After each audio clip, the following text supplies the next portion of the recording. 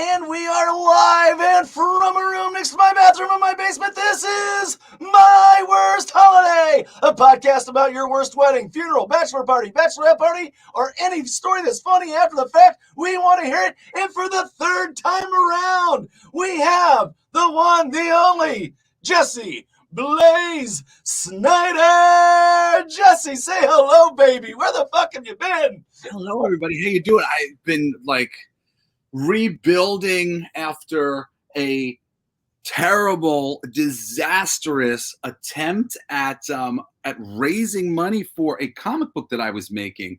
It's so funny. This whole my reason for going around right now, which is this book, is so appropriate for your show because, oh my God, it ended up being such a point of embarrassment, only to come full circle when I found out that really there was some fuckery going on that prevented what. Fuckery. I hate fuckery. What kind of fuckery is going? There was a bunch of fuckery. Fucking fuckeries. For those of you who don't know me, I make comic books and music and a lot of creative things. And I had made this awesome comic called King of Kings. You're into everything. There's very few things that you're not into. You always I don't trust anybody who's not a fan of something. Everything. Yes, you're a fan of everything. God, you're just. But I'm a writer. I'm a voiceover guy. I'm a musician. I'm a father. You hang out on Earth long enough with a penis, you become a father. If you enjoy that, it might happen again. So for me, it's happened a few times because I quite like the kids and I quite like the sex. So, who knows what will happen before I wrap up on planet Earth. But yeah, I called you one time. It was on. I called you one time on my iPad, and you had your iPad, and you was laying in bed, but it looked weird. It looked different. You're at a different angle, and I'm talking to you, and I'm like, what the fuck are you doing anyway? And you just you raise it above your head, and your wife's on your back giving you a massage. I'm like, well, I tell you to have a good night, but I figure that's irrelevant at this point. I think it's a given. Yeah, it's actually, it's my girlfriend, me and my wife, who was my high school sweetheart. We broke up a little while ago, years ago now.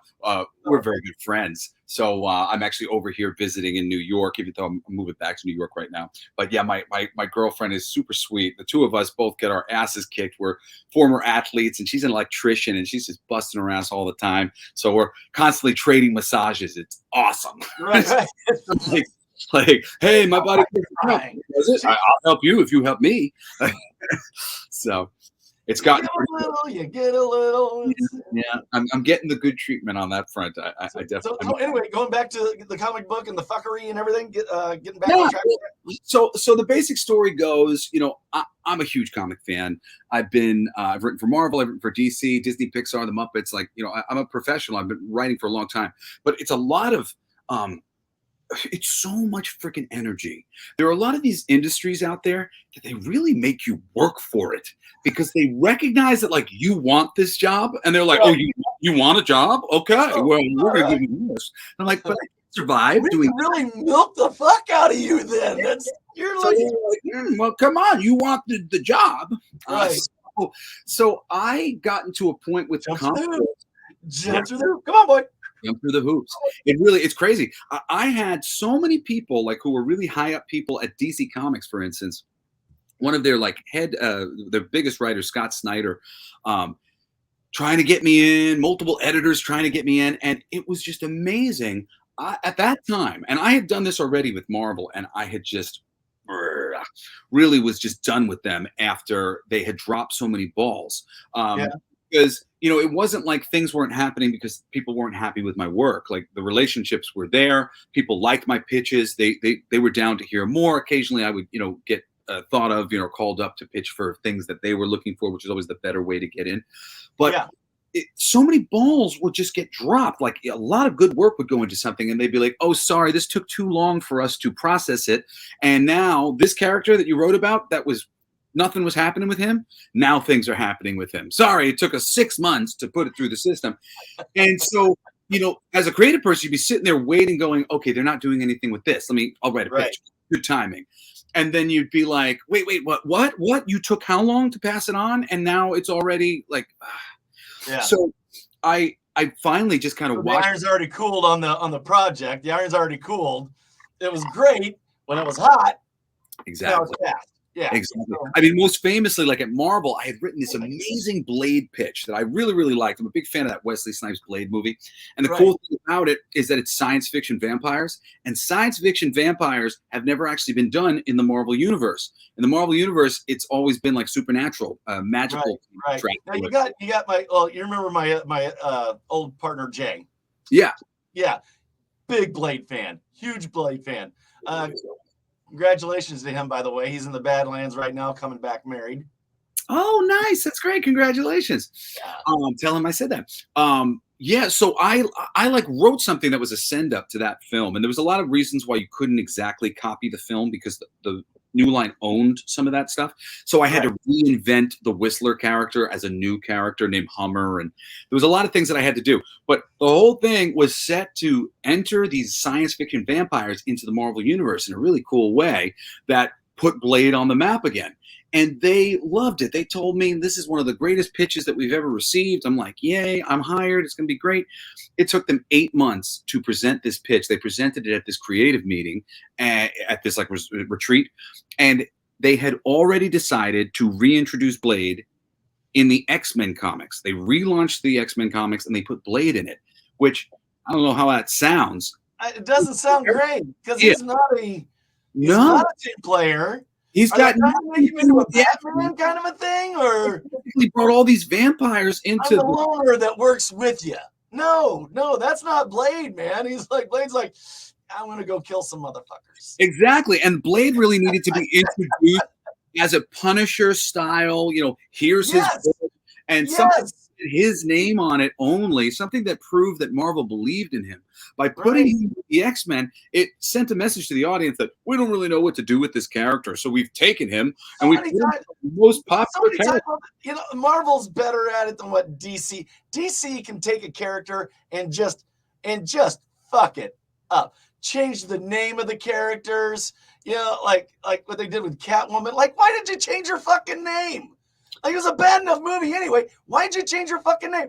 And Marvel's a little bit better about staying to the character. Oh, they're getting worse and worse day by day now. They too have just lost the plot. And it's very aggravating for Blade does not belong in a group. That's why he's never been an Avenger. That's why he's never been an X-Man. Well, they tried to put him. They recently put him in the Avengers. He's not a good fit for the Avengers. They keep trying to slip him into other groups because he's a popular character that people know. And the only thing that any of us have wanted from a Blade comic book has been Blade being a badass vampire hunter. That's it. That's it. So I tried to create that thing, and they ultimately were like, oh, sorry, we couldn't do it. And after having to wait a year, and I put so much into that not only did I write this incredible pitch, I wrote a really amazing first issue to like show them what I could do. Right. I went over to DC years later, and I had like a half a dozen people doing the same thing. I wrote them like 6 great pitches. I mean, like one of my favorites was just a Jonah Hex pitch, Jonah Hex Gotham Bounty Hunter, where he's come out of the past into the future, and he's trying to adapt to being stuck in the future as this Confederate, bounty hunter who's now riding a motorcycle and technology. I gotta be honest, I don't know much about Jonas. I don't know much. He's just this scarred, nasty Confederate guy. I know he's got the hole in his jaw. And he's a really he's basically like a backwoods racist in modern times, having to adjust to the modern day. It was a really funny thing because I was going to make it like Dog the Bounty Hunter, where he got a girlfriend with really big fake boobs because he's never seen fake boobs before because he's from the old West. Exactly. And he finds his ancestor who's this hick kid, and he brings him in, and now they're going around Gotham and they're fighting all these guys and stealing all their stuff. So I give him a freeze gun and all these classic weapons from the Batman thing. It was a great pitch, and I had a lot of great pitches at DC. And once again, it was the same thing. It was just like, even though I've got all these creators backing me and these editors backing me, just the timing wasn't working out. And part of it was just the system, the way the system of comic books, like these corporate comic books, get made. Right. So I finally went, screw all this. I'm doing it myself. I was up on I was making six figures as the voice of Kia Motors and a number of other voiceover gigs that were going on at the time. And it's like, Right. this is like 8 Hold years on ago. just a second. Everybody, we were talking to Jesse Blaze Snider. He does voiceover work. He used to do a Pizza Hut ad a long time ago. He also did voice work on the Travel Channel for On a Corner. There's a taco stand. He did shit like that. He's also an incredible musician. He does everything from rap to country to rock. If you don't know who he is, look him up. His name is Jesse Blaze Snider. I have at least 3 of his albums, I think. Fuck, I don't know. Anyway, but he's also a gifted graphic novelist as well. So we're getting I back. write the scripts, so I work with all these different artists and whatnot, and I've been working for a long time, so I know a lot of great artists. But I started to put together my own company because I was making money, and I was like, all right, cool. So the first thing I did was kind of this small music comic book project. It was just a little one-shot comic book.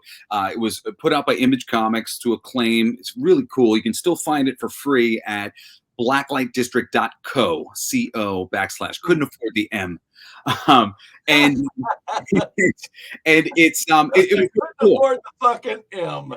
So I did that, and it was really successful for me, or at least successful enough for me to continue on. And then I did 2 other things at the same time, and they just really killed me financially. I put in for a miniseries, a 4-issue miniseries that me and my buddy Mark Polton were working on called King of Kings. Religious figures in a battle of the bands to determine the reigning ideology of the day. Obviously, Jesus has been winning. Right. With a little help from his dad, God, the famous backup singer who keeps basically frying anybody who tries to touch Jesus. Yeah. So I make this book, we write this thing, and I start producing it because I got the money, and I make a deal with my buddy. I'm like, I'll handle it, I'll take it, just work with me here. So everybody believes in me, and I got everybody on my back. Don't worry, I'm gonna carry this thing. I got money. It's cool. I'm gonna be able to make this happen, and we'll make money on it down the line. So meanwhile, I'm also trying to create my company. So I volunteer to make a book for my favorite toy sculptors, these guys, the Four Horsemen Studios, who are just the most incredible dudes ever. It's just artist wise, they make awesome toys, but like this dude's Da Vinci reincarnated. Oh, yeah. He is sculpting things that you've never seen in your life before that just are incredible. I mean, you see Eric Treadaway's sculpture, and it's mind-blowing. I think he's one of the greatest artists on the planet, period. And the fact that because he makes toys, he doesn't get the respect, I just think is such bullshit. He's a brilliant artist. Artistry, man. No matter like what you're creating, if it's phenomenal, it's fucking phenomenal. It's, and they are music or clay or painting or whatever. I mean, if it's good, it's just fucking good. Hell yeah. So I was just like, I adore you guys. I want to be in the Four Horsemen Studios business. Let me produce a comic book for you guys. So I get Greg Weisman, who's the guy who created the Gargoyles animated series for Disney. He's also there's something else is in the works with that with Gargoyles. There's something else in the works that I read. Yeah, they keep doing more. They just did a comic right now that he's doing for Dynamite, I think, and there'll be more going on with Gargoyles in the future. Disney just keeps kind of shooting themselves in the dick. I don't know why. It's way because it's Disney. They can't help it. They cannot help it. But I'm like super stoked. So I get a great writer, and me and my team, we oversee this thing, and we put together the book. About halfway through the book, and halfway through me producing this 4-issue miniseries, I lose my main source of income, which is putting me at 6 figures. Everything else is putting me at like base survival mode. But now I'm already like into this. Now you're like, do you want fries with that? Yeah, like so deeply, like I can't even quite stop it because it's like the brake's broken. I can't break it right now. I'm gonna have to take it at least until I can break it around there. So I am having to overextend myself for a while. Oh no!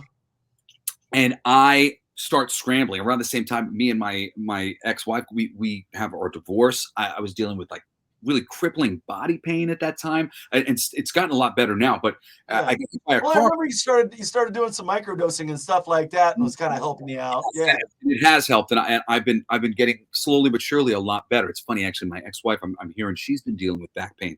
Well, I've been here, and I've been going, oh, now maybe you understand. Things.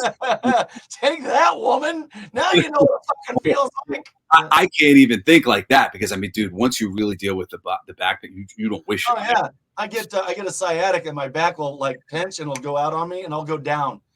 And It's this is no shit. This is no shit. Like a year ago, it was like a year ago. My back went out on me, and then all of a sudden I started getting a pain in my upper back, like not my lower where my sciatic usually gets me, but up here higher, and it's hurting and hurting. And I put a massager on it, and I about crawled out of my skin. Next morning I get up and I feel it. I got bumps, like bumps, fucking shingles. So my back went out on me, and I'm triply walking. Now I got shingles as fucking well. Like I'm just like I look like Mr. Burns when I'm walking around. Yeah, my ex, she pulls up her shirt. She's just like, look at my stomach, like, and you see it looks like her spine is like, like she's like, this does not look right. I'm like, no, it does not look right. You end up looking bad. Ah! I mean, like a spinal. No, you'll be all right. Yeah, you look like a spinal version of the guy with the bone stuck in his throat in Beetlejuice. Whoa, that's not supposed to look like that. So I go into panic mode, and I start going, all right, what am I going to do here? Like, I've put so much into this, and if it just ends and it just sits here, I just wasted my money, wasted my time, promised everybody that we were going to make this book, and it's just fucking sitting there. So now all of a sudden I change my parameters of like what success is, and I'm like, okay, people are having success on these Indiegogo campaigns, Kickstarter, whatever else. Right. And I go to a convention and I meet a couple different representatives for Kickstarter, representatives for Indiegogo. They start courting me, like selling me on their website. Right. Ultimately, I choose Indiegogo because of different things that their salesmen have told me about, why Indiegogo is better and blah, blah, blah. So I'm like, okay, I'm going to go with Indiegogo and I'm going to make this campaign. I make this campaign, and oh my God, if you've ever had to do one of these things, it is so much work. Yeah. Put it into perspective. It's very difficult for a comic book writer and a comic book artist to collaborate and have it be equal, because a comic book artist can usually produce like a monthly comic, maybe two at the most, maybe less, depending on how long it is to take to do their style. Some people take a little longer. A comic book writer, depending on their style and how quickly like they are, I mean, me, I could write like easily 5 issues of a book a month, and like it wouldn't slow me down. Writing for me is very easy. Yeah, like coming up with ideas and I don't know, my head's just wired that way to write jokes, to do stuff like that. Now I can't artist worth a fuck. Like I could, I'll fuck up a stick figure. Like I'm not good. I can't imagine I wanted to be an artist when I was a kid. You look at the detail of each cell that these guys are doing. You're like you're saying, like if they can put out one a month. Yeah.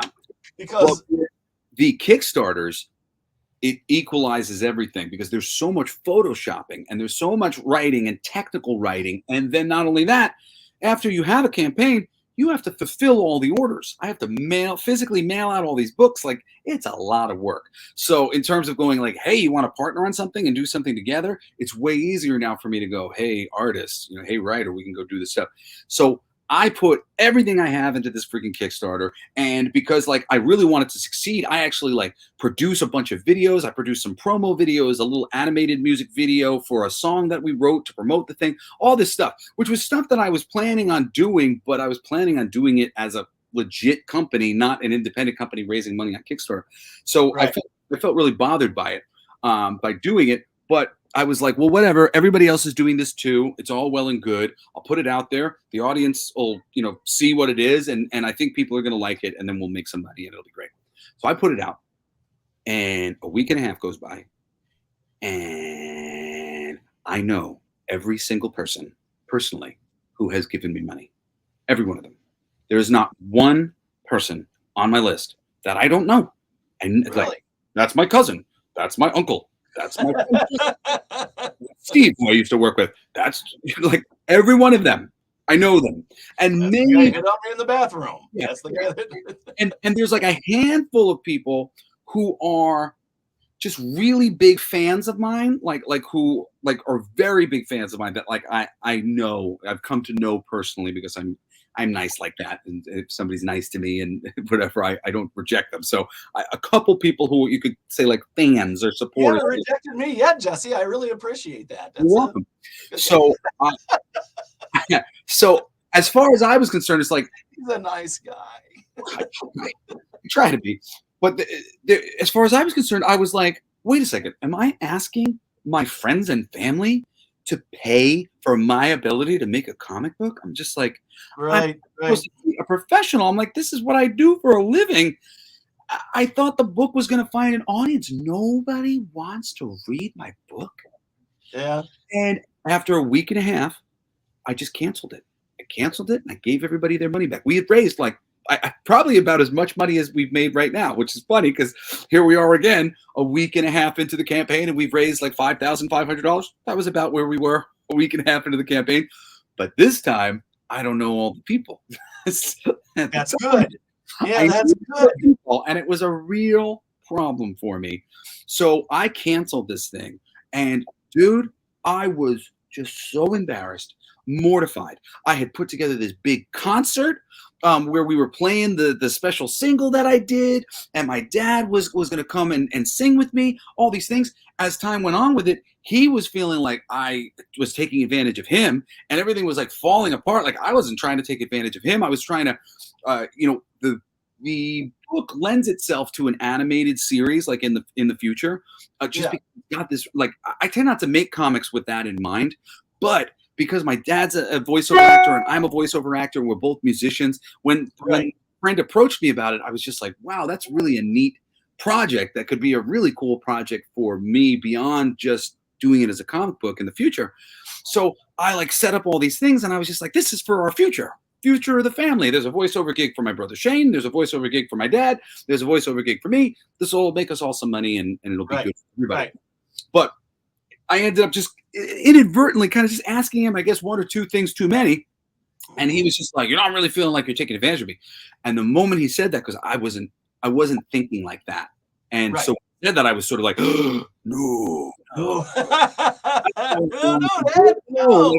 Like I was like, this is for you. This is for us. Like, I don't want to take advantage of you. Like, that's the whole like, opposite of what I was trying to do. I was trying to. Sometimes you can get locked on your drive. Yeah, exactly. You can get locked into a drive. Yeah. And sometimes there is a second you go, oh, yeah, I need to consider. Yeah. Okay. All right. Yeah. Okay. So I've been there. Yeah, I've been there. Yeah. I was like so freaking more. And you know what? I'm gonna add a story to this too, because it was so funny. I got fucking yelled at or whatever. I did this concert and I didn't mean to. This has never happened to me before. Yeah, don't worry. That's what they all say. I didn't mean to. Okay. So I'm not a big drinker. I don't drink a lot. Right, ladies? And I put on this concert and I've got different friends coming down to guest appear. It's like a 3-hour show. We got an opening band and then the main stage band. It's a big deal. And I've got big deal people coming down to the show. And I don't have a team, doing this event. I'm doing this event. Mm-hmm. So I have to get there the day of the show and, very early to set everything up. Set everything up. Yeah. I've been there, assistants, but one of the minor assistants, he shows up with a full bottle of Jack Daniels. And that's like the one thing I drink. I trained myself to drink Jack and Coke and wine. That's it. Yeah. What are you doing? Like, I hate the taste good. Drinking Irish whiskey, drinking nice scotch. What are you doing? Yeah. I hate the taste of alcohol, but that was like, I picked it because of Lemmy Kilmister. Lemmy Kilmister drank a Jack. I was like, I'll have what Lemmy has. Give me the Lemmy. So give me the Lemmy. So this motherfucker shows up with a bottle of Jack Daniels, and I am so stressed. Yeah. I haven't eaten in like 2 days because of how stressed I am. but I'm not thinking about that. Oh, and then you grab a Jack. You grab Jack. I start to, not That's not your buddy. That is not your friend right now, Jesse. That is not your friend. I'm pouring just like the bottom of a little plastic cup. Yeah. A few times throughout the day, but by the time the day is like getting into the evening, like after the fact, by the end of the night, I could see I drank half the bottle during you the need a hot dog. Yeah, throughout the day with no food in my stomach. Right. That's what I'm saying. You might need a hot dog. And might want to put a little something on that. Yes. And I'm working. So I'm just hustling. Like, it's not like I'm like drinking. I'm little drink, running around, work. I am 45 minutes into my hour and a half set, like my hour and a half set. And I realize that I've completely lost track of where I am in the set. I don't think I know where I am in the set. And I go to like say something to the audience about where I am in the set. And the audience goes, they all laugh because no, I just did that or whatever it was. And I literally like, it dawns on me, oh my God, I am drunk on stage. Holy shit. Like, and now, like immediately. Welcome to rock and roll, Jesse. Yeah, and I've never done that. I've never drunk on At stage. least you're not on heroin on stage, man. You gotta wonder how those fucking people even did that. Like, I don't understand. I don't know how they even did that. It's crazy to me now, having even just done it the one time. My dad's straight edge. I learned rock and roll from him. Right. He's always together, and that's how I am usually. Right. So right. On stage, and I'm like, oh. They said, how is it that D. Snider can still remember all the words and shit to his stuff? He goes, I wasn't drunk. Yeah, I wasn't fucked up. I did my job. That's right. I remember that. I remember D saying that to somebody, like, I'm not a fucking idiot. That's why I can remember all my songs. Oh, Vince, I think it was like Motley Crue or somebody like that. They was talking about like Motley Crue or somebody. So I'm on stage recognizing that I'm drunk, and then I go, how did this happen? How drunk am I? And I start like sort of like searching within myself now that I recognize, because I legit had no idea. I thought like I had like the littlest of buzz, and it was just I could body pain. I deal with body pain. Right. It helped me with my body, and I'm moving shit around, and I'm not having any problem. I was working my ass off, like even working my ass off on stage, but I lost my continuity.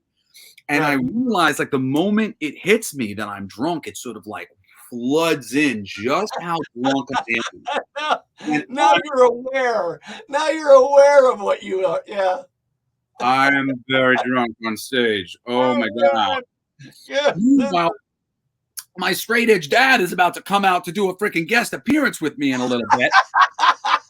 I am just like, you must make it through this show.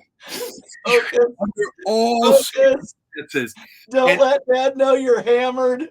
Dude, later on, to tell you that, my girlfriend at the time, Meg, because I was in the middle of going through this divorce, and Meg was a bartender, and she'd been a bartender basically her whole life. And she was like, dude, I know all about accidentally drinking on the job, getting drunk on the job. It sneaks up on you. You'll have no fucking clue that, you'll be like, oh my God, I shouldn't have drank. I shouldn't have drank so much. I got drunk, and I didn't realize I was drunk. And she said, I was actually completely impressed. You never drink. And I thought you were going to fall down, and you never did. And I didn't. I never fell down. But oh yeah, I was on the verge of falling down. Absolutely. I was everything that I could to keep myself together. And I got off that stage. I was so exhausted. I was just running around. And then if you've ever seen me perform or seen any videos of me perform, I did all I have. I just you really you go. Yeah, exactly. I like you got energy, like. Oh yeah. So I walked off the stage and I ran upstairs, sat down on the couch, and now the fullness of my drunkenness hits me. And I am literally just in another world going, and I do not remember this. I mean, I vaguely have the smallest memory of this. My dad was not pleased with the proceedings. I've had a little bit of time since then to explain to him what happened that night. You know, it's like, oh, yeah, so really, it was a perfect storm. That was not my intentions, man. And I mean, I was super depressed. There were so many reasons why I did go and like drink a little bit because it was hard work. My body Right. was, and I was just so stressed out. I needed the Kickstart. I mean, the Indiegogo wasn't even happening anymore. So I was like, I need this fucking concert to at least go off without a hitch Mhm.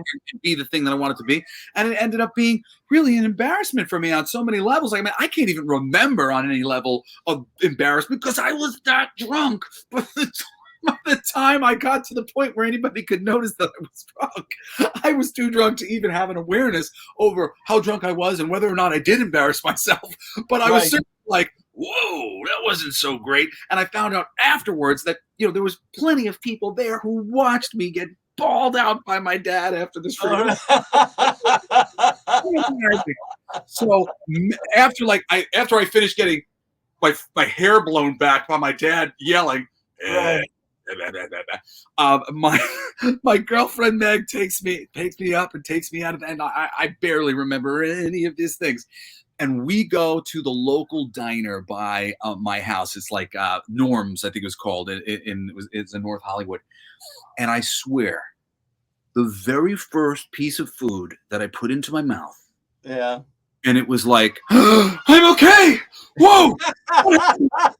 What happened? Where are we? How did I get here? How did I get up to here? Magical. What has happened? And like literally, as soon as I eat the food, I go, oh, I haven't eaten food in days. Oh my God. How do I even do that, man? I eat like a fucking monster. Like, I gotta have food. Like, well, I'm also type 2 diabetic, so if I don't, I'll die. But anyway, so like, oh, so I, coming off of that, I mean, and this was like basically the metaphor for how depressed and so now I've got two images. I've got two images of D. Snider in my head. yeah. The first one is when you told me you guys were playing charades, and I'm picturing D. Snider going 2 words, sounds like, and that's in my head. And now I got a picture of D. Snider just reaming your ass, like, because you're fucking wasted. Charades is the best time that you can have with the Snider family. We do charades right. Fucking charades at the Snider house is awesome. That's legit, like my favorite thing to do with my family. We have a great time. Yeah. So and then him, yeah, it was so fun. So that is just representative of like seriously how freaking down I was. Everybody, we're talking to Jesse Blaze Snider. He's a graphic artist. He's an author. He's an actor. He's a voiceover guy. You've heard him on Kia commercials. You've heard him on Pizza Hut. You've heard him on the Travel Channel. What was the name of the show? It's a food. Food Paradise. Yeah, I'm still the voice of Food Paradise. On Food Paradise. On Food Paradise, exactly. And he's an incredible musician. Go on iTunes and look up Jesse Blaze Snider. I Need a Knockout is a really cool tune. He's got like a lot of them, but he does country, he does rap, he does a ton of them. So look him up. Fantastic. I don't believe in genre. Back to you, sir. Well, or She's Not Going Home with You Tonight, which is a cool country tune. Yeah, thank you, bartender, man. Yeah. Speaking of Meg, I wrote that before I met Meg, but I met her as a bartender, and she was just this drop dead gorgeous bartender's not going home with you. Is that the name? What is that? Yeah, it's you ain't going home with the bartender, and then like she's going home with me. Which I didn't write that as like an egotistical. She's going home with me. I really wrote it as I think Does it really sound like it? Yeah, I just wrote it more as this like thing of like that competition when you see 5 people all warring for the same woman who's working behind the bar. Yeah, who's working behind the bar. I'm going home with her. He's not going. Fuck you! Yeah. I'll kick your ass. Yeah, I'm gonna defend her honor so I can fuck her. Yeah, I'm gonna fuck you. I didn't seal the deal, no, but I tried. I tried. I'll have another Miller Lite. I already called last call. Get the fuck out of here. Exactly. This bitch is making some money. The other thing, going back, like this is a big coincidence. Like I haven't heard this name probably since the last time we spoke. Okay. I hadn't heard this name. and nobody at the job I have, like only a couple people even know that I have a show. Okay. Out of the blue, I'm sitting there talking about Silver Sun pickups and some other music that I've been listening to, and my boss looks at me and goes, "I was just listening to Crocus last night," and I went, "What?" You mean Trappist? I go, I haven't heard that fucking name in forever, and tonight I've got their arch enemy on my fucking show. Don't fuck with my mom, man. I know, don't fuck with your mom. He's like, what? And I go, they threatened Jesse's mom. They threatened Jesse's mom. I'm like this, like I haven't heard the name. And for everybody that doesn't know this, the band Crocus threatened Jesse's mom. Yeah. And out of the blue, again, I haven't had you on for what, a year and a half, somewhere around there.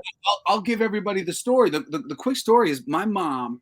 She is one of the main reasons why Twisted Sister is what Twisted Sister is. She gave them their visual look, and the heights of stardom that they reached absolutely is a big part of it is the visual. It's how great they look. Yeah, on magazine covers and for press. Because there's so many uber talented people that didn't get that far because they didn't have that hook.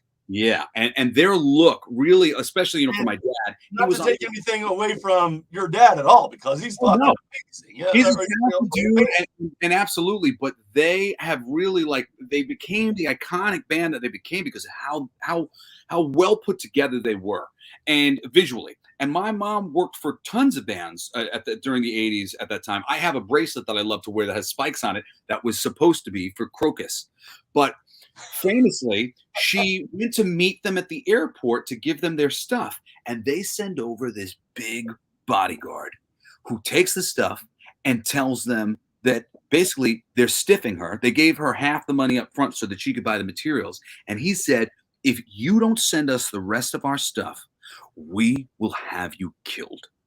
God. My mom is like 5'4", 5'1", 5'2". I don't know. She's a little lady. Just how small that dude's dick is. Yes.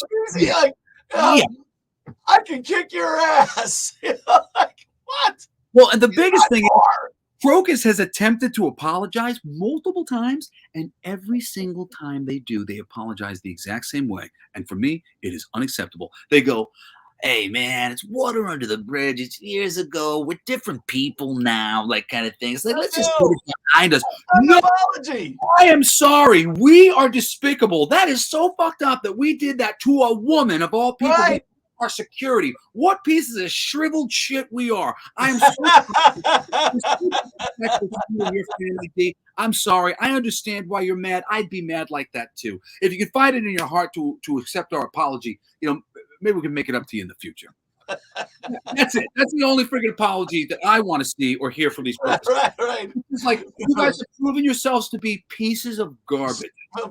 Yeah. Walking around trying to intimidate a fashion designer who just made you some great stuff for you to go wear on stage. It's just the crappiest freaking story ever.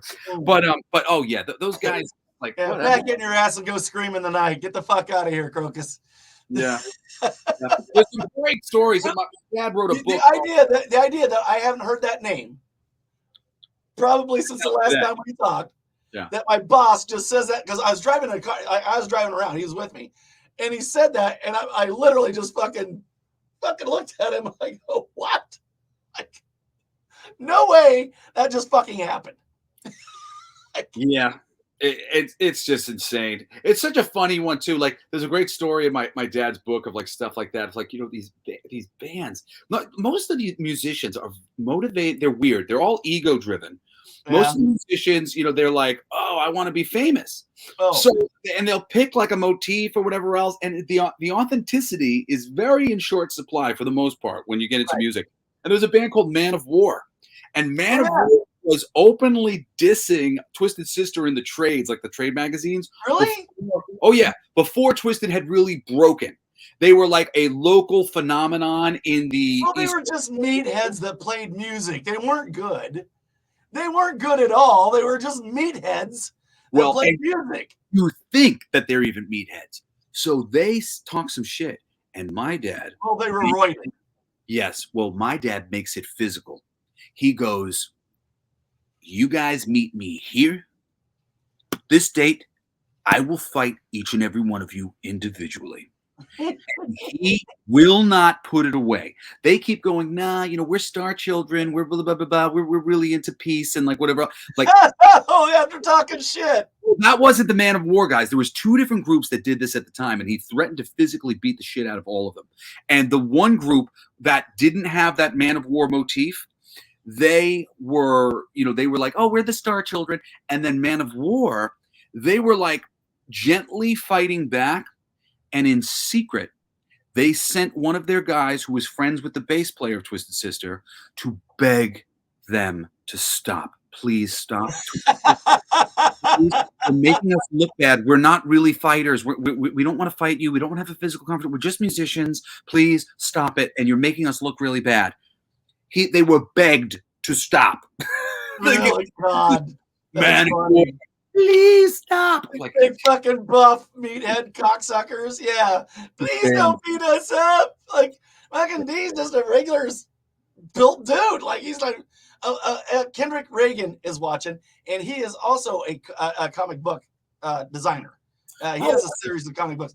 We're talking to Jesse Blaze Snider, and he's got some comic books out and stuff like that. He's got do you got a picture of their King of Kings? Yeah, I got right now this book, King of Kings, and I'm going to tell you how we finished our story and we got it out. This is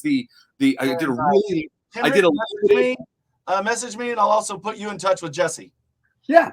I did a limited run of this book that we did some printing for a convention. There's literally 50 of the ones that I have in my hand. So we're doing the run for, these stretch goals and all this cool stuff to do, basically to finish the miniseries. And, to go full circle and get to the thing, I'm the writer. I write the comic books. I work with artists and I coordinate and I make all this stuff happen. I used to be an artist when I was a kid. Actually, Jay's been doing some comic books and stuff like that too. Oh, cool. I'd love to see your stuff, brother. So what happened really was, and this is like one of the greatest moments of my life after years of me going, what am I going to do with this King of Kings book? It's just sitting there, and apparently people didn't like it. I didn't have nothing happened at Kickstarter. What am I going to do? I believe in the book still. I got to be able to prove it. I don't even think I haven't read it, so I don't know. But there's a saturation. And a saturation, just like what I do, I truly believe that my show, like what I do, is talented, and I've heard 1,000 other podcasts that just absolutely suck, but they've got much more traction than me. Well, if you got advertising money, that's a big deal difference. Yeah, and I mean they're just doing topic like current events. And I fucking hate oh no, ours is different. We do current event. Shut the fuck up. Everybody does current event. You're 2 bros in the basement. You don't have a fucking point. You're not doing fucking anything. Challenge me on stage, fucker. Let's do 10 minutes. Well, these are all the things that I was thinking at the time. And that's the thing, Jesse. There is a saturation, man. Yeah, well, actually, what ended up happening and what the truth of it was, we were shadow banned. After being invited onto the platform by Indiegogo's freaking representatives, they had it written into the code of their website that anything in the graphic novel comic book category that was rated R would simply not be searchable upon their website. And I was like, so in the midst of doing all the other things, they didn't let that little fucking nugget go before you signed up? Nope, they didn't know apparently. So this became. They didn't know. It's their fucking company. They said they didn't know. Basically, they were never told. The people who were doing the coding and the people who had made that decision were different than the people who were selling their site to all the people. So I'm throwing a flag on that. That's bullshit. That's bullshit. If you have that company, if you're working for that fucking company, you fucking know. Otherwise you wouldn't be working for that fucking company unless you was a rookie that came on like a week fucking before. Well, and I think too that there's a possibility there, and it makes it that much more despicable that they would have courted me when they knew that I was doing something that was, it's a blasphemous rated R adult it's religious. It's religious subject matter. It's funny, but it's certainly for adults, not for kids. I don't know if you're like me, but when people ask me about my show, I go, it's not safe for work. I'm vile. Yeah. I'm loud. I swear a lot. You know, like there is no they're like before they see it, they know what they're getting fucking wrapped up with before they even do it. And I can goddamn tell you, you said the same fucking thing before you released your fucking They knew, completely knew. And so knew. This past Christmas, the news went around the independent comic book world like wildfire. Right. Because in particular, there's been like factions being created in comics. The independent comic creators have been largely going to Indiegogo. So all of a sudden, all of these people who were super loyal to Indiegogo found out that they'd been being shadow banned by the freaking website. And all at once we went, what the fuck? What the fuck? So I legit went, all right, it wasn't me. I didn't fail. People just literally never saw the book. So I'm doing this. It's hard to sell it when you haven't seen it. Yeah, you can read the premise to it. It's not on the shelf that nobody can freaking see it there being offered. Meanwhile, this time around, I had podcasters reaching out to me because they came across the book on the website, and great. That's what was supposed to happen the first time. So this past 8 months, I just started gearing everything all together, getting it back on. And I've been working for a couple other companies. One company in particular called Merck Publishing. They do a book called Death Rage and another book called Miss Meow. They sell all their books with boobs, nudity, and titties on the cover. And that's how they make their money. So I watched I'm a big fan of all those. Yeah, I like boobs too. Big fan. I watched how they were making their money, and they were doing a really, what do you call it? A factory system, it's one after another. So I kind of studied what they were doing because I was working for them. They just put out a book that I wrote for them called Guns and Angels, the 0 issue and the first issue they've fundraised it for, but they've got more coming. So I just kind of used them as a little bit of a learning curve for myself, seeing what they were doing and how they were having their success. And I started rebuilding the campaign. And our initial raise was for $5,000 so that we could print the book that we already made, and we have officially crossed the $5,000 mark actually after 3 days. So now we just kind of 3 days. There you go. Now we've been slowed down, since then, because our initial burst of getting the right people and all fans of ours and getting it out there, has slowed down. But I don't know half the people who are contributing to the campaign as it should be, and it's been going great. And I have 60 days to do the whole campaign and promote the thing. And I've been getting into the YouTube space, and I have a lot of friends who are podcasters and stuff. So I've been making my rounds and trying to go and get the word out about the book right now. But oh my fucking God, what a thing to put that much work and that much energy into something and then have it just find out that they fucking shadow banned you. Oh. And I was embarrassed for years. I was walking around like my legs I fucked it up. I suck. Did you ever see Big Trouble in Little China? I love that movie. One of my favorites. He kicks Jack Burton and he falls down on his back and he gets up and he goes, "Son of a bitch must pay." That would be like working so hard on something to find out that you've been fucking blackballed after you've already fucking told them what your shit's about. Oh, I would fucking. It killed me, man. It killed me. Mike Tyson. I will eat your children. Praise Allah. Yeah, it killed me. But we still need your help with the campaign. Anybody out there who might be watching and anybody who's interested in comics or just interested in comedy, this is a love letter to Life of Brian from Monty Python. I actually have an artist whose style is very much like Terry Gilliam's style, which is really? Yeah. Oh, yes. That's very Terry Gilliam. Yeah. That's very Terry Gilliam. So I really I made this for that fucking microphone. I keep trying to point and I point and it's over here. God. Yeah. Or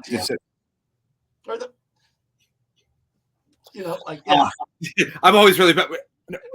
And for people that's going to be on the audio podcast, I'm pointing at myself. I'm pointing at Jesse. I'm pointing everywhere where I am. It's pointing at me. But we did our lowest raise because with Kickstarter you get if you don't make it, you don't get anything. So the 5,000 was like our lowest amount to just print the book and be able to kind of move on with our lives a little bit. Drop all that on my page. Yeah.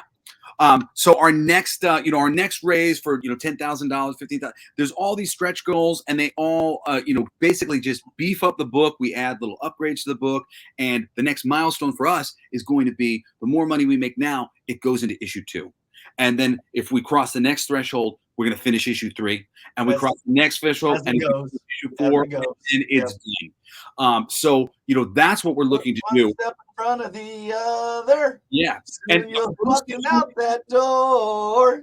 The first issue is completely done. The second issue and the third issue are both drawn. So they just need to be colored and lettered, and I need to finish a couple covers that are there. It's right there to be done. The only issue that has to be like from the ground up, even though the script is done, is the 4th issue.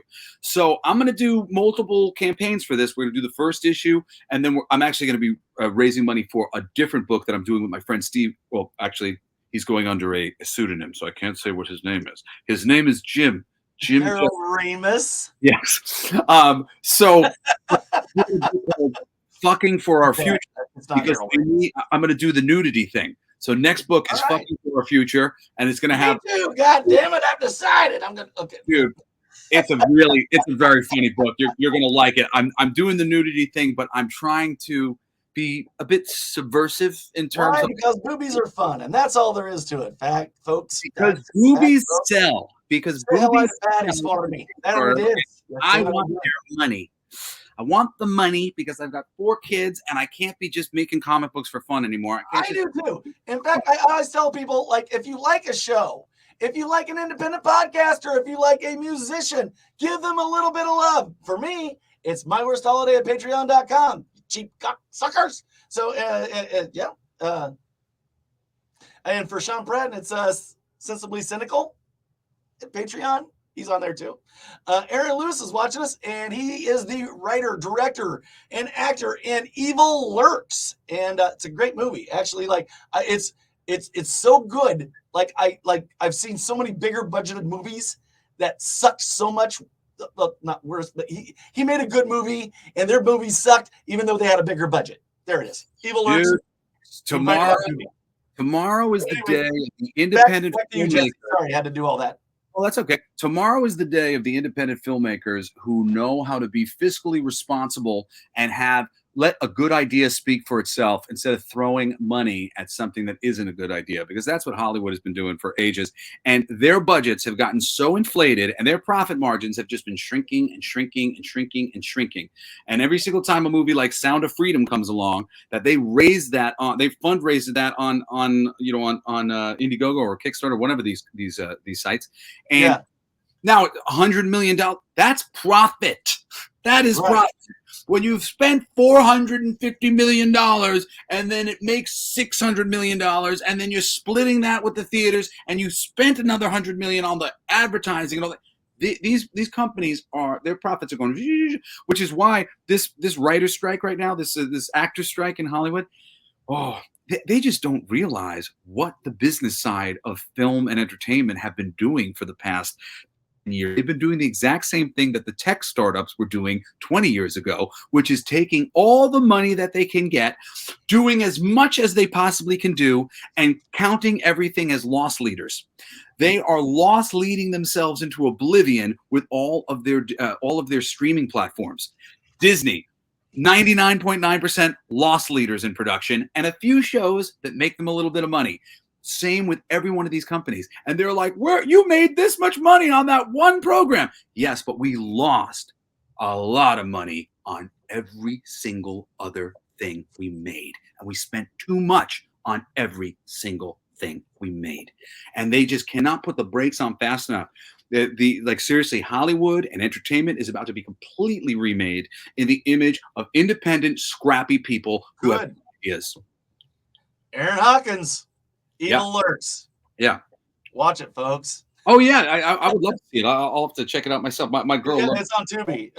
Literally, I was in the soundtrack. He's got the bands that he had, the soundtrack. Oh, It's cool. all it's all Chicago. It's some of his friends, some bands from Chicago, Oh, and that's they're just indie bands. You know, like you, like they're not big yeah, fucking that's great. Robert Mutt Lang fucking backed. You know, more people need to trust their own taste. You know, that's another big part of like most of the people get into the business side of things and like entertainment. They don't really have good taste, or if they do, they don't trust it. You know, the amount of people that I've met in the business over the years, I mean, there's maybe like 20 people who I've met who have good taste, who are in a position to taste make and pick the people who are worthy because they were able to recognize it. The rest of them, they are going by, well, how many people were at the show? There's 500 people in the room. Were they having a good time? Were they into it? No, not really. You know, like the people who can go to a show, see a band, and go, "Wow, they're great." With some support, this band could be huge.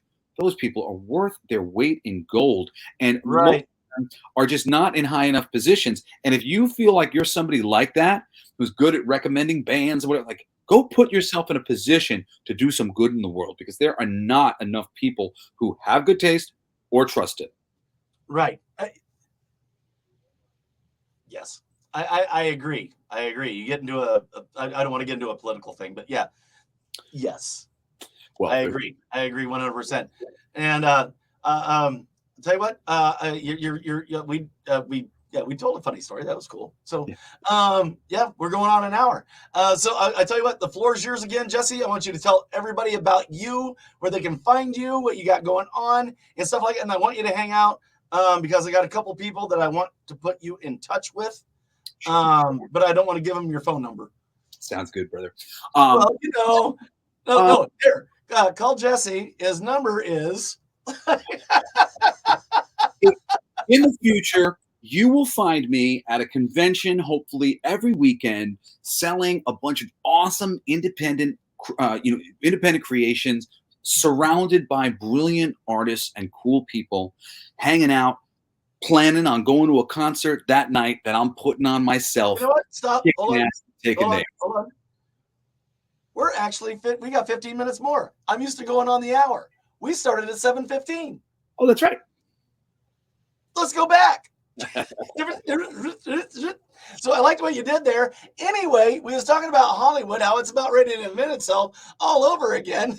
We was talking about Aaron Hawkins and Evil Lurks, and then tell us more about King of Kings. There you go. Well, You all of threw me off. You fucked me up. You put me. You got me on a 15-minute fuck up.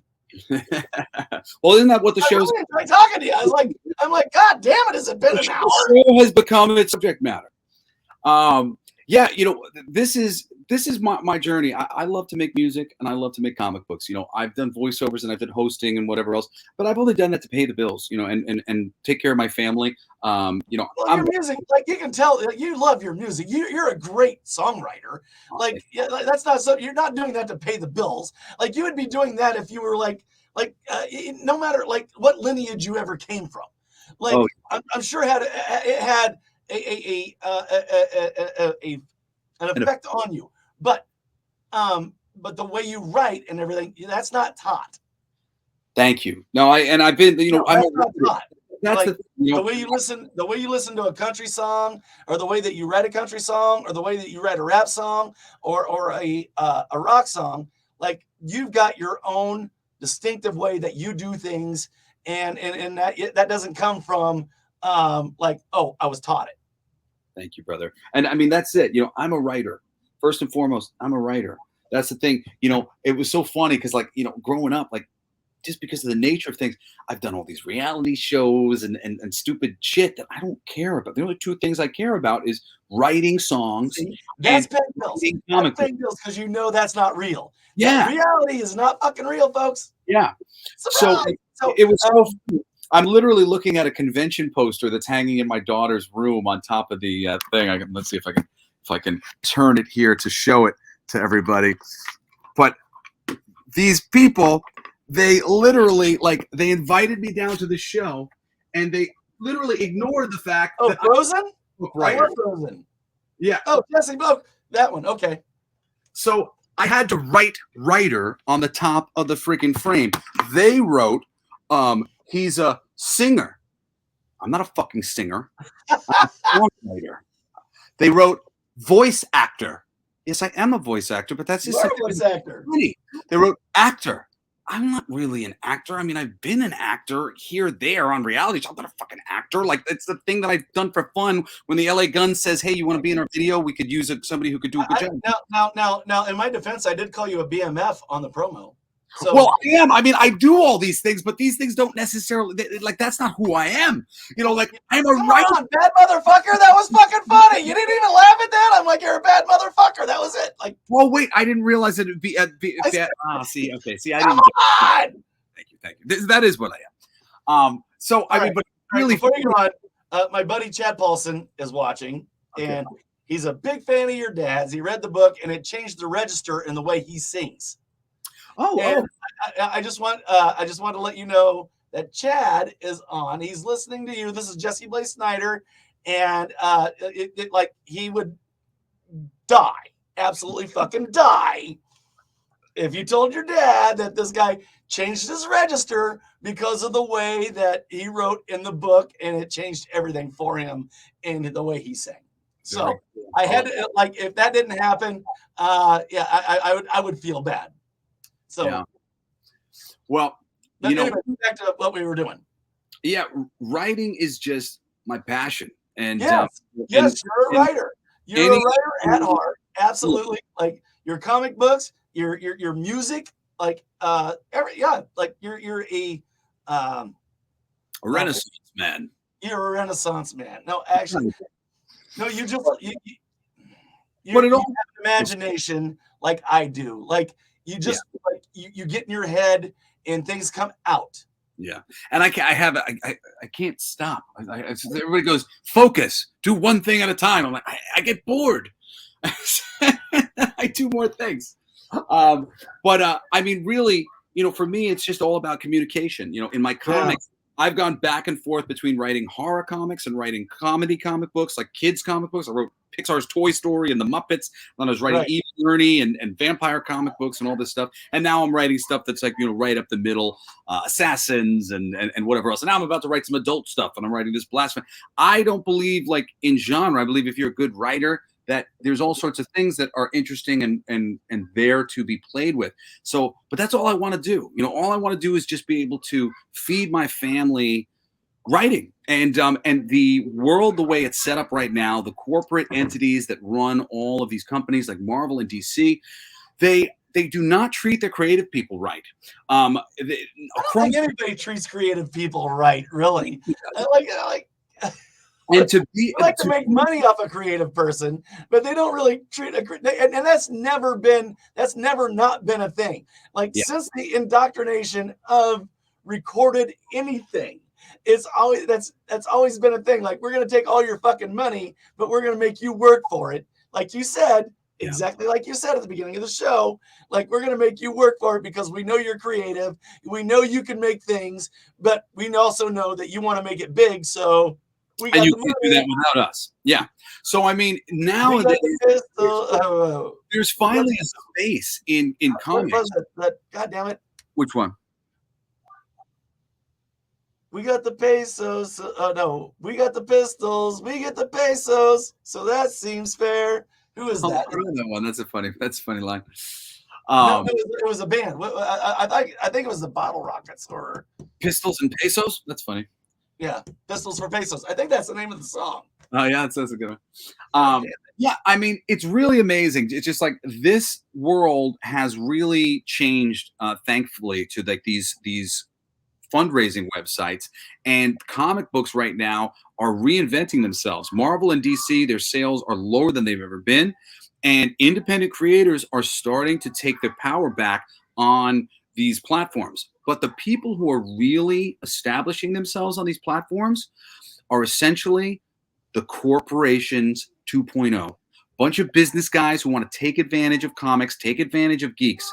That's why I'm trying to get myself there so that I can be somebody who loves comics and loves this stuff, I want people to be getting 50% ownership of things that they had 50% stake. What they write, what they own, what they should own. I want to see people getting paid livable wages and being taken care of long term. It's not difficult to do this stuff. They could have done it in these big companies for a long time, but they have no interest in doing that stuff. And I believe that the next generation of people coming up on Kickstarter and Indiegogo right now, the people who are really succeeding, they're the business minded. They're not lovers of the material. So I have had to become a business. They're not lovers of the material. They're just business minded. That's always been the problem. That's not new. That's always been the fucking problem, man. Yeah. And history is going to repeat itself if we're not careful. I got something coming up. I got something big for myself kind of coming up. But the one thing I said is I own complete ownership of my product and creative of my product. And they're like, yes. And I'm like, send the contract. We'll talk about it. And now we're kind of doing some negotiation and stuff like that. But full ownership and full creative. They're going to have some people that they want me to do on my show. And I'm like, I'm good with that. But I wholly own my product. My brother Cody, he has still has the number one podcast in the spiritual and religious space. Number one, it was released through iHeartRadio. The thing was called The Awakened Underground, and they screwed him, and they've stolen the name. They weren't working with them correctly, and now my brother has to rebrand his entire show, and he's coming back. He's got a new show called Acid for Squares, and that's going to be great. He's actually working with the same company that my podcast comes out through. And actually, I didn't tell you that's the thing. So I do a podcast. Acid for Squares. That's fucking great. Yeah, Acid for Squares is great. And so Oh yeah, it is. Yeah. I do a podcast. By the way, the band was named The Refreshments. The Refreshments. That was funny. I'll write that down. So I do a podcast called The Coolest Geek Alive, and we're actually 4 months in now. 3 months and a week, we reached 1 million downloads. So I fucking hate you. You know why? Because I'm with a company. I've only been doing this for 6 fucking years. I know. And the only reason why it worked like that for me was because they approached me, a company that advertises podcasts. So like I didn't know what to do. I've been wanting to do a podcast for a while, but I kept thinking the same thing like you. I did a podcast with my friends called The Live Stream of Consciousness for a little while, and we couldn't build a freaking audience to save my damn life. All right, fucker, I'm your next guest. All right. Well, I don't have guests on my show. I don't have guests on my show. But when I have an appropriate venue, I'm just fucking with you anyway. Well, I'm going to. I will eventually. When the time's right, it's more of like it's a conversation about pop culture or geek culture kind of shit. But as time goes on, I'm going to be doing more things. I just make fun of the pop culture podcasts. Oh no, mine's it's all geek culture shit. So like I didn't take any fucking offense. Okay, it's all geek culture. Okay, it's all geek culture stuff. My whole podcast is really about writing. It's about how poorly written all of these films and TV shows are, for the most part. I mean, and I like them, most of them. I just think they could all be a lot better. And I'm somebody who's studied writing my entire life, and so it's a podcast on writing, essentially. Right. But it's writing for geek culture shit and whatnot. But it only happened because we've got support, and you can't do this without the support, the advertising.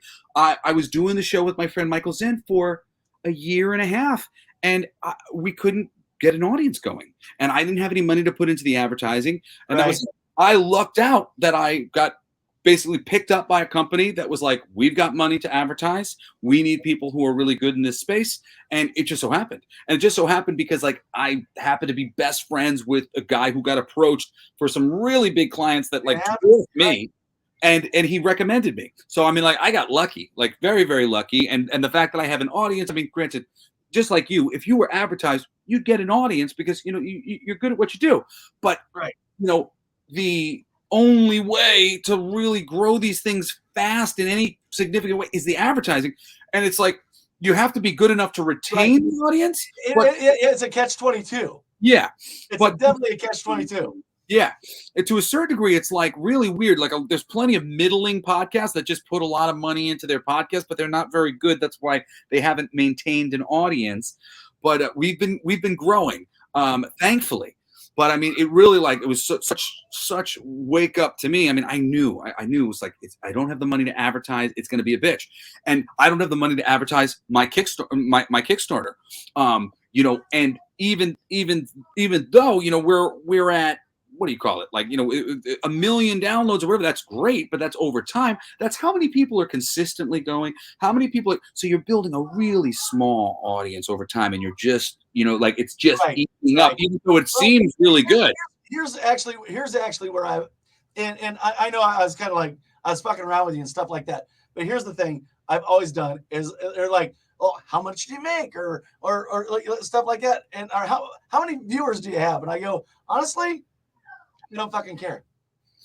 Well, and I don't, because I you know think, why?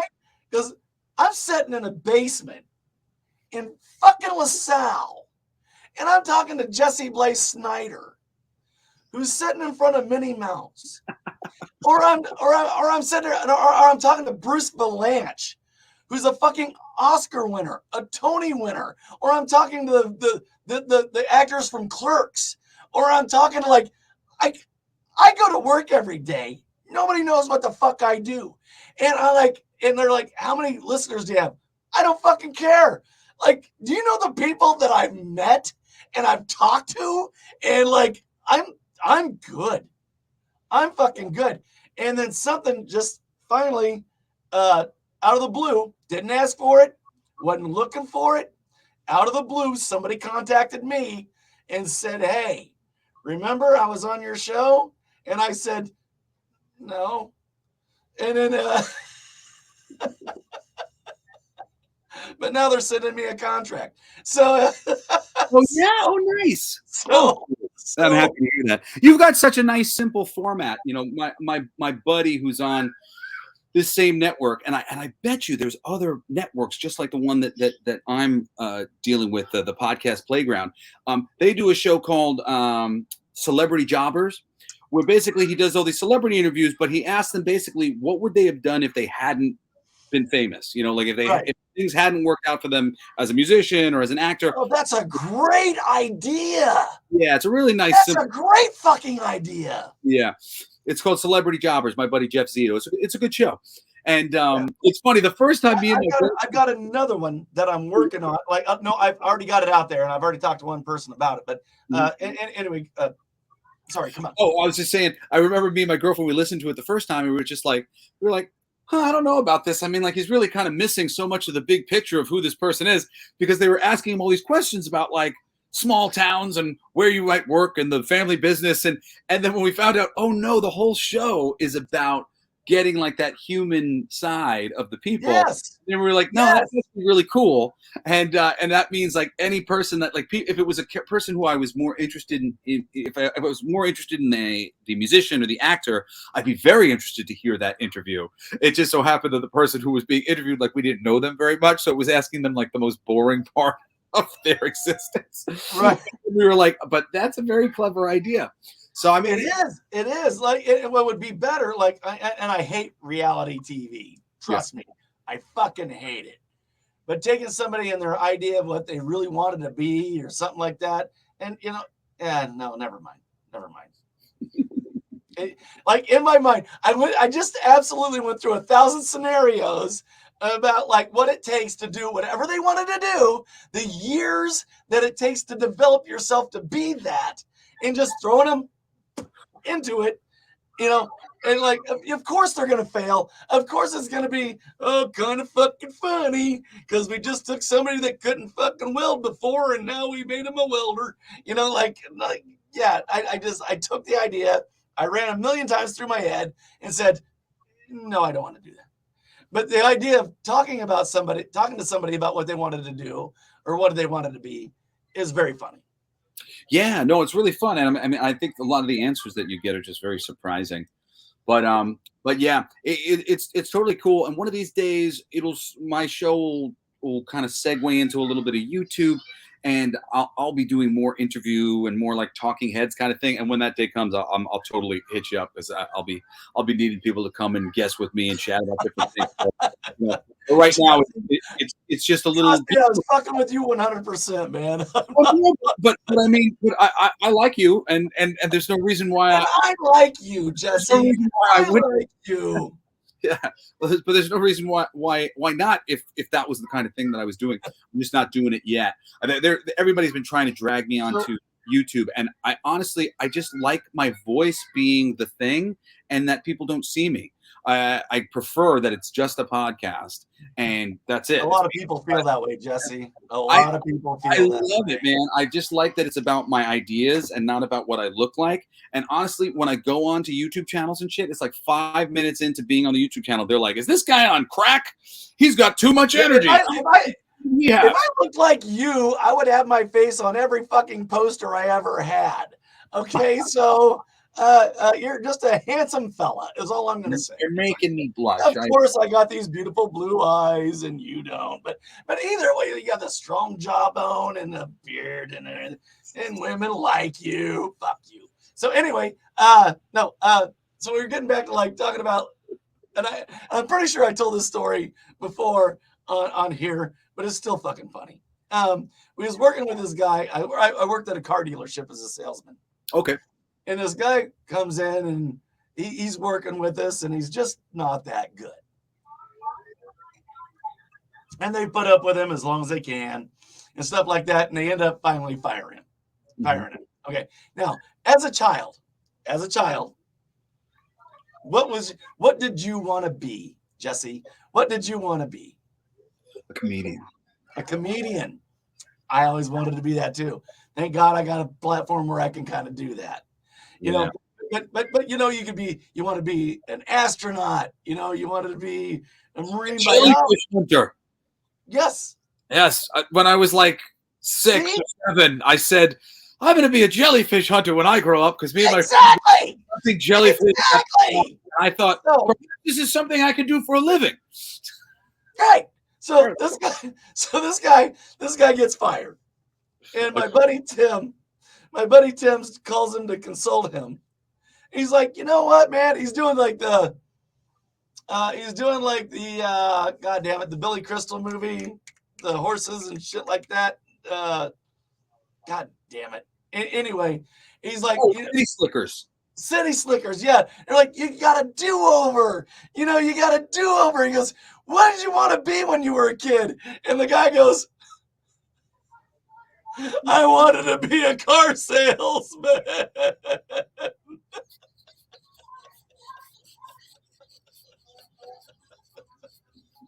That was your dream? That was it? You wanted to be a fucking car salesman? Hey, man, we need car salesmen. The one thing I want to get the fuck out of is being a fucking car salesman. Maybe he was just screwing with you to get a ride. No. He bounced, like, we stayed in touch with him. He bounced from like 4 different fucking car places. Oh, wait. He's probably like a big fan of that movie Gung Ho. Or yeah. What's great the movie? Great fucking movie, Jesse. Did you see the movie with Jeremy Piven? Where he's the car salesman that they bring in from out of town? Yes. That one's really funny, too. Yeah, that one's really good, too. That whole, they do a hate crime in the middle of the beginning. He's doing a big rah-rah, and they accidentally attack the Asian guy. Oh, yeah. No, that was a hate crime. That was a hate crime. He did a hate crime. Jason Priestley. Jason Priestley had a series on. What the hell was the name of it? But it was rough. It was raw. And it was fucking funny. It was a Canadian series. Look it up. It was great. Jason Priestley showed his acting bones in that. Like, he was really, really fucking good. That's funny because, right, Jason Priestley, he was the one dating the blonde chick. Who are the two people? Wait, there's the main guy, and then there was Luke Perry. Luke Perry's the other guy. Luke Perry, this is so funny. so Twisted Sister did a music video that didn't get aired a lot on MTV, but it's a great video like you can find online. And it's very popular on like YouTube called Be Cruel to Your School. Be cruel to your school. Yeah, I remember that song. Yeah, I it has remember that song. in the video, and at the beginning, there's a classroom being taught by Bobcat Goldthwait, and I remember watching the video as a teenager, and I go, "Is that Luke Perry?" I just seen Bobcat like 2 months ago at a comedy show. Oh, I love Bobcat. I love his comedy too. He's a fucking funny guy. Oh, he's great. He's a very funny comedian. Yeah, he's great. He's My down father in and him were very good friends for a long time. He got upset with my dad because my dad went to a Sam Kinison show, and he was like warring with Sam Kinison at the time. But they used to be very good friends. It's a bummer. Wow. Spent time with him as a child, and I grew up being very much a fan of his. I wish I would have known that. I wish I would have been able to talk. Well, I wasn't going to talk to him, but there was a whole thing going on outside of the show too. Like, he's cool, man. He makes movies now. His movies are great. He made a great movie with Robin Williams before he died. It was really cool. World's Best Dad, and he's done a couple. Wait, the one before that one was, oh God, I'm forgetting some of the names of them. I've seen a bunch of them. What was the name of it? They're it all was so fucking good. It was good. so fucking good. If you don't watch Bobcat's movies, you're a fucking idiot. Yeah, you're they're a good. Serious fucking idiot. They're dark. They're very good movies. Oh God damn it! What was the name of it? I've been very impressed. Sleeping Dogs Lie. Yeah, I saw that one too. Sleeping Dogs Lie. If you have not seen that movie, you'll bawl your fucking eyes out after you get out over the horrific part at the beginning. Yeah. So they're funny. Absolutely, funny, it'll rip your fucking heart out. Yeah, his movies are like tragic funny, but they're good. It was so good. And the joke that he did was about Nickelback. And by the way, you need to open up for Nickelback because Nickelback can't get anybody other than cover bands to open for him. So yeah, my buddy Bruce Leonard, who's a comedian, and he works for security at MGM. Like Nickelback was playing, the only people they could get to open up for him was cover bands. So like they didn't even have real fucking bands to open for him. Wow, like that's when you funny. can't get Puddle of Mud to open for you. So, wow. I had like a managerial option who was very close with those people. And long story short, I didn't love how this person did business. They were just a little too hard and rough, and I'm soft and sweet. And I didn't want to be represented by somebody who I didn't trust to be really kind, because I can't do things in like a rough way.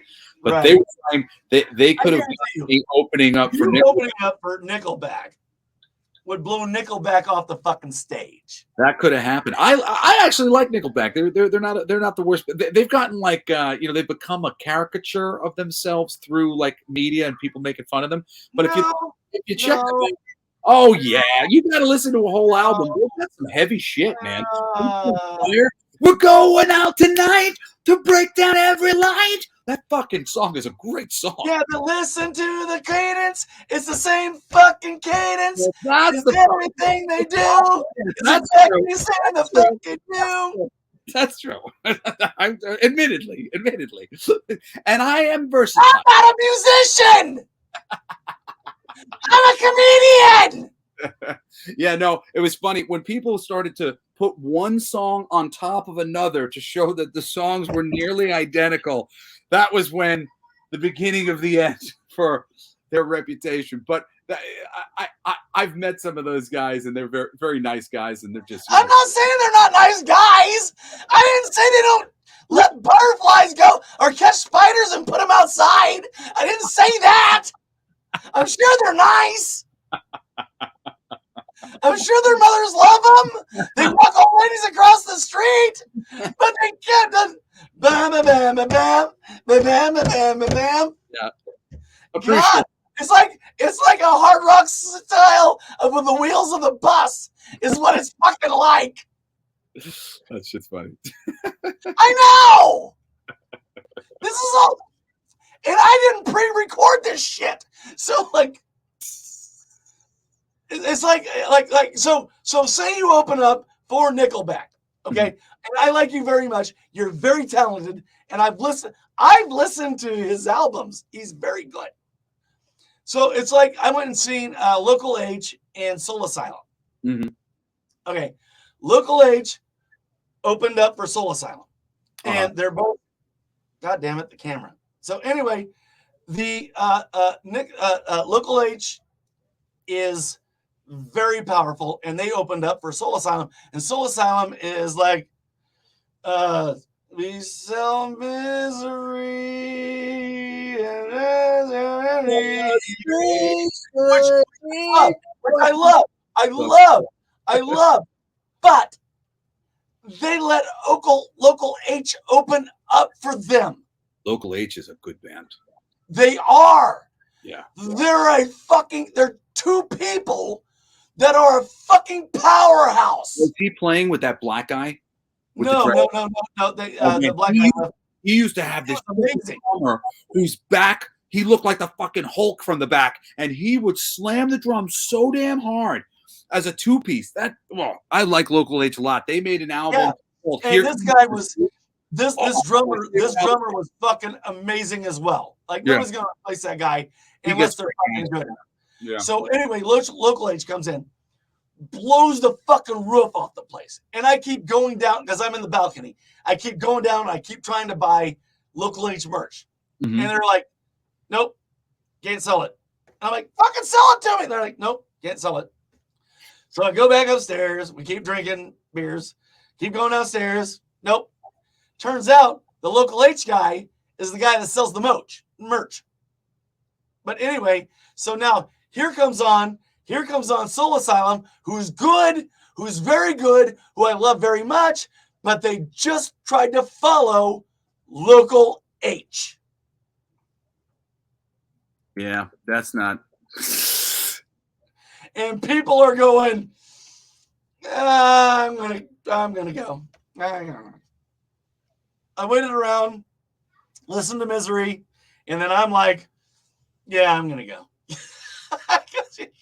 Now, if Soul Asylum had opened up, if they had opened up for Local H, I would have been just,